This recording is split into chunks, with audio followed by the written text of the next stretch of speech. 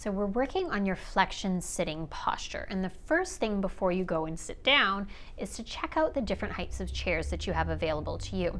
So here I have a flexion position in my pelvis and spine. I have a flattened or more curved shape in my spine, but if I had my knees lower than my hips, let's say I was sitting on a really high stool, can you see how my pelvis tips forward and I get quite a big arch in my back? Likewise, if I'm sitting on something quite firm. So I want something that's firm enough to support me and a little bit soft so that I can have this soft little arch in my back. And notice how my knees are a little higher than my hips. So I've actually placed something under my feet to help me sit in this position for a longer period of time comfortably.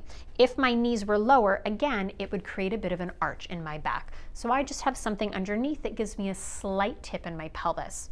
Which brings me next to your sitting bones. Your sitting bones or your bum bones are the two bony bones on the bottom of your pelvis. You might feel comfortable touching them with your hands and or doing a little shift rock side to side, forward and back to feel where they are and where they're aiming. Notice that as I'm rocking forward, back, side to side, I'm not doing a snake movement with my spine. So I'm not actually changing the shape of my spine as I move forward and back.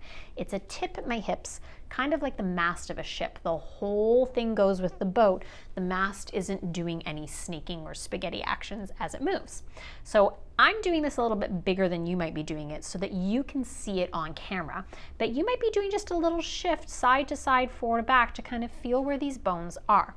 And now what I want you to feel is that these bones are slightly tucking forward, or almost like a puppy with its tail tucked down when it's sad, and this creates that flattening or rounding in the lower back. I don't need to go all the way back and slump because you can see how my body is collapsing now into gravity, but it's just a little roll back off of the sitting bones, not sitting bones tipping or pointing back, which arches my lower back.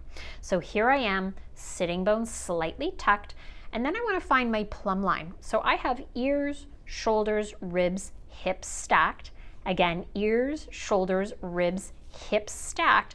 I don't have my ribs in front of my pelvis or again way behind, because this might feel comfortable at first, but it's actually going to create more issues long term. So I'm still supported even though I'm in that slightly rounded position.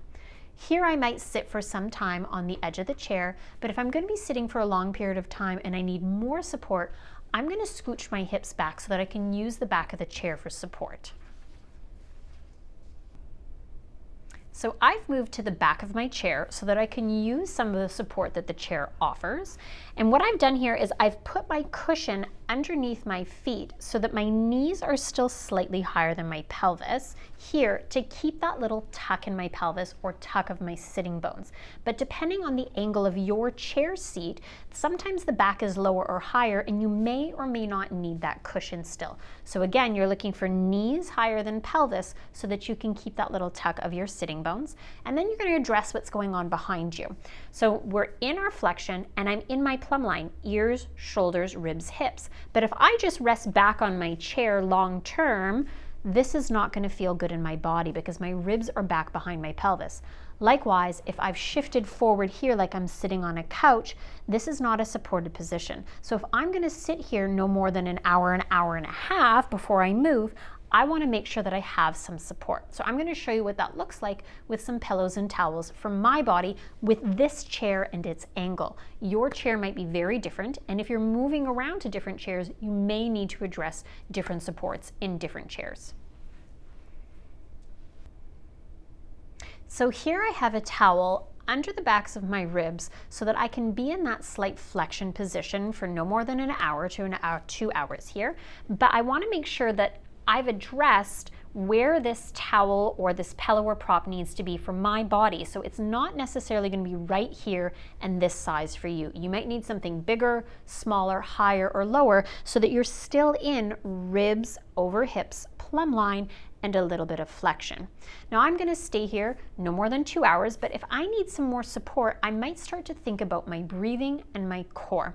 So we talk about breathing through our diaphragm, which you may have learned from your therapist or some of our tips and tricks videos. But when I'm breathing here, it doesn't just come from my neck and shoulders and ribs or my lower belly, but instead it comes from the whole circumference of my rib cage. All the way around your t-shirt or tank top should be expanding wide as you inhale. So sides and fronts of ribs, backs of ribs, and I'm not changing the shape of my spine. So as I'm breathing here wide, you'll see that my ribs are expanding back, forward, and sideways, but it's not actually changing the shape of my entire body or just being forced down into my lower belly. If I'm using my diaphragm breathing well, I'm also going to feel a little bit of contraction in my lower abdominals, my transverse abdominis. It might feel like sinking, hollowing, narrowing as I exhale, and that gives me some posture support here as well. If you haven't learned how to breathe into your diaphragm or use your transverse abdominis properly, you might want to check out our tips and trick videos or reach out to your breathing therapist. But if all else is feeling good here, enjoy your seated posture, and if not, reach out to your treating therapist and they'll be happy to give you a hand.